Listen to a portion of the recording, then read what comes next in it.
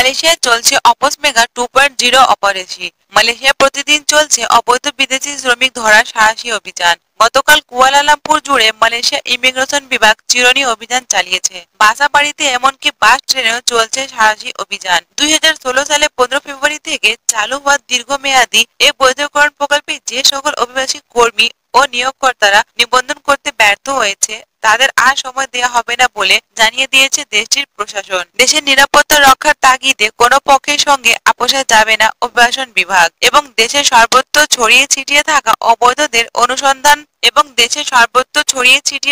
অবৈধদের ধরতে অনুসন্ধান অব্যাহত থাকবে বলে জানান সংশ্লিষ্ট কর্তারা। এমনকি অবৈধ অভিবাসীদের ক্রমবর্ধমান বৃদ্ধি ঠেকাতে কার্যক্রমকে আরো গতিশীল করবে ইমিগ্রেশন বিভাগ। এদিকে সময়সীমা শেষ হওয়ার 2 দিন আগে থেকে শুরু হয়েছে মালয়েশিয়ার সর্বত্র ধরপাকড়। এই ধরপাকড়ে বাংলাদেশি সহ প্রায় 400-এরও অধিক অবৈধ অভিবাসী গ্রেপ্তার হয়েছে।